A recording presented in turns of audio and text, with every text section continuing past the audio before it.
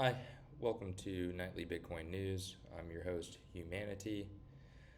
I'm taking you on my daily Bitcoin journey and sharing all the news and themes of the day. The current Bitcoin price is $92,300. A lot's going on in the market. Let's dive in.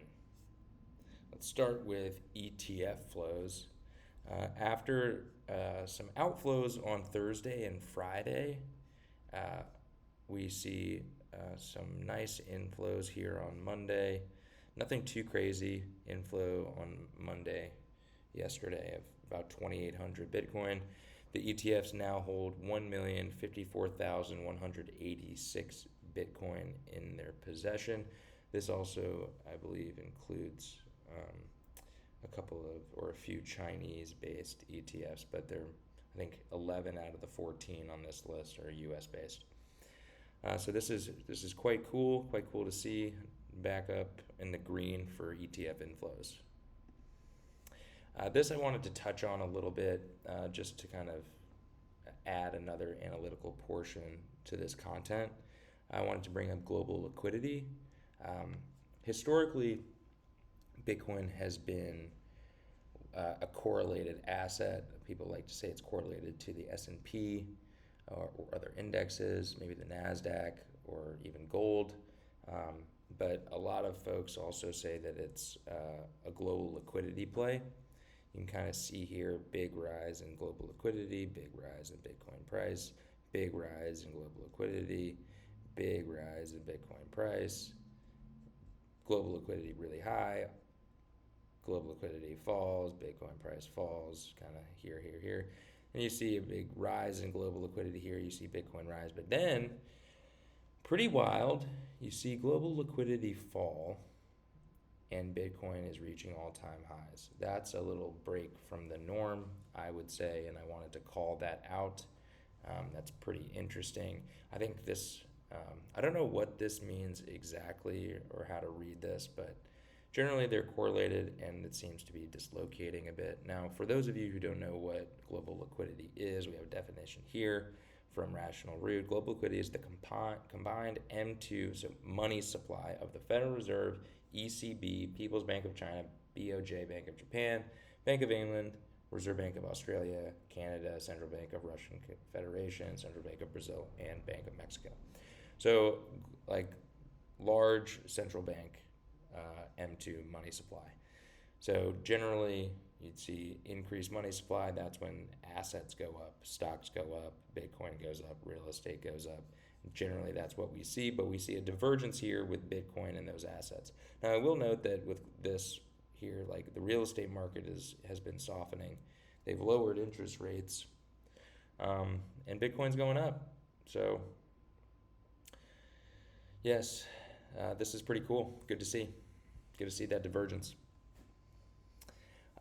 Big news today, options on BlackRock spot ETF IBIT began trading today. They got the approval from the OCC and they are trading as of today.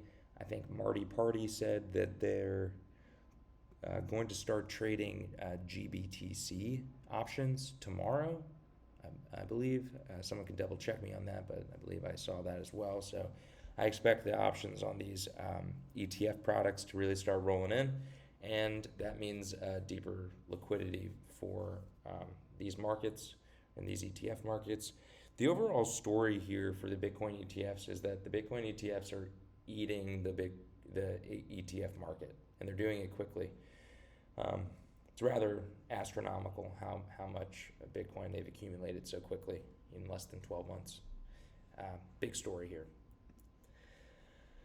Yeah, there it is, Marty. You know what? I knew I had this. I freaking knew it. Here it is. Grayscale Bitcoin options out tomorrow. Thank you, Marty. Appreciate you. I knew I had this in the show. Thank you very much.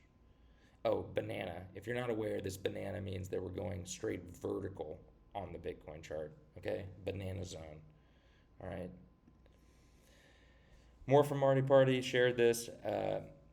Lutnick is in Bitcoin to 1 million. We're going to ignore the Bitcoin to 1 million part, even though it's looking like it's more and more possible every day now.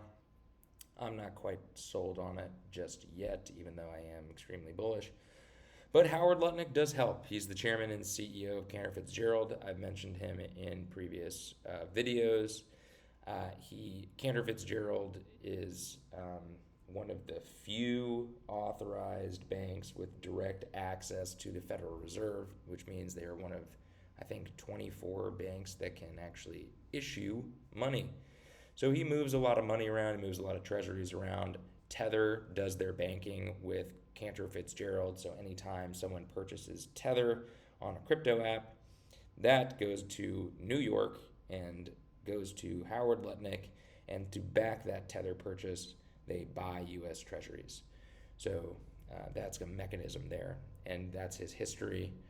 He's got a really storied history, gone through a lot of trials and tribulations. I suggest you read about Howard Lutnick and his life story. Extremely impressive.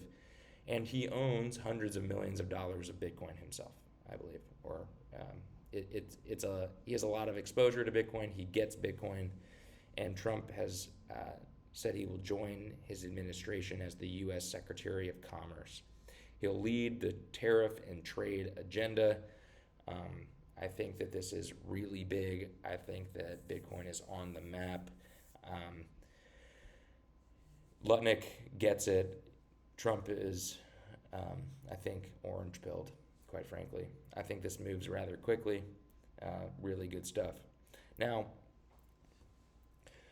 what does this really mean? We talked about a strategic reserve for the U.S., and I wanted to kind of highlight Cynthia Lummis's page here. She's the one that's introduced the Bitcoin bill to Congress. The Bitcoin Act establishes a strategic. So we're gonna be right here, guys. Boop. Sorry. God Almighty, guys, I'm not good at this. Sorry. I try to be valuable, but I'm not always valuable, guys. Bear with me. You guys are awesome. Okay, the Bitcoin Act establishes a strategic Bitcoin reserve to serve as an additional store of value to bolster America's balance sheet and ensure the transparent management of Bitcoin holdings of the federal government. Specifically, the legislation would establish a decentralized network of secure Bitcoin vaults operated by the U.S. Department of Treasury with statutory requirements, ensuring the highest level of physical and cybersecurity for the nation's Bitcoin holdings. Implement a 1 million unit Bitcoin purchase program over a set period of time. I think she says 5 years. Set period of time to acquire a total stake of approximately 5% of the total Bitcoin supply, mirroring the size and scope of gold reserves held by the U.S. Be paid for by diversifying existing funds within the Federal Reserve System, i.e. dumping gold and I don't know what else, but definitely dumping gold. And Treasury Department, maybe bonds. Maybe bonds get totally screwed. Maybe treasuries are totally screwed. I don't know. Hard to predict that, but bonds are definitely the losers right now. Affirm self-custody rights of private Bitcoin holders and emphasize that strategic Bitcoin reserve shall not infringe upon individual financial freedoms. Fantastic stuff. Okay, so they're going to build a stake of about 1 million Bitcoin. In the legislation in Congress, it's 200,000 for 5 years. That's a lot of Bitcoin. This is what we're really looking at. And I expect a lot of change to happen in the administration rather quickly, and this could be a big element of it. I'm looking for it. I'm watching for it. I think all Bitcoiners are. Could be really big 2025. And then lastly, something pretty funny.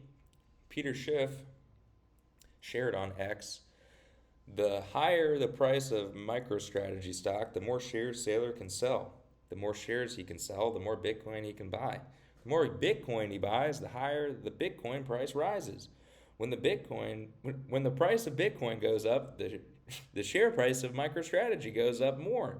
When does it end? And I posted a GIF from Hook. Peter, you're doing it. I think his head is just really trying to wrap his head around all the stuff he's been rejecting for the past, 10 years. So this is just fun to see.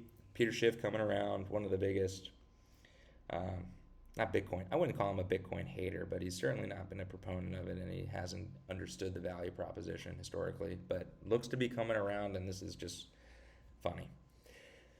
Anyway, that's our show for today. Thanks for joining me on the Nightly Bitcoin News. I'm your host, Hugh Manatee. Be sure to like this video. Hit the subscribe button here on YouTube. We need to get that algorithm going. Follow me on X for daily Bitcoin content. We'll see you tomorrow.